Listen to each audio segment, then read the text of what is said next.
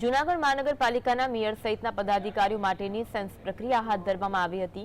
પ્રદેશ ભાજપના નિરીક્ષક રાજુભાઈ શુક્લ, હિંમતભાઈ પડસાલા, અરુણાબેન ચૌધરી ભાજપ કાર્યાલય પહોંચ્યા।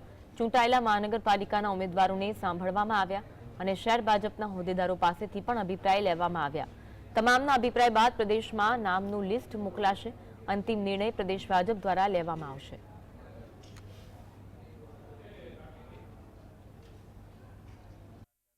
જૂનાગઢ મહાનગરપાલિકામાં આજે જે ચૂંટાયેલા સભ્યશ્રીઓને સાંભળી અને તેમનામાંથી જ અમે ચયન કરી અને એના સિવાય પણ જે જિલ્લાના મહાનગરના પદાધિકારીશ્રીઓ છે એમની સાથે પણ એમનો પણ સેન્સ લઈ એમને પણ સાંભળીશું અને ત્યારબાદ સાંજે સંકલન સમિતિ જે જિલ્લાની હશે તે મળશે અને એમાં અમે 1, 2, 3 એ રીતે મેયરશ્રી, ડેપ્યુટી મેયરશ્રી, કારોબારી સમિતિના અધ્યક્ષશ્રી, દંડકશ્રી અને પક્ષના નેતા આ પ્રકારના 5 પદ માટેના નામ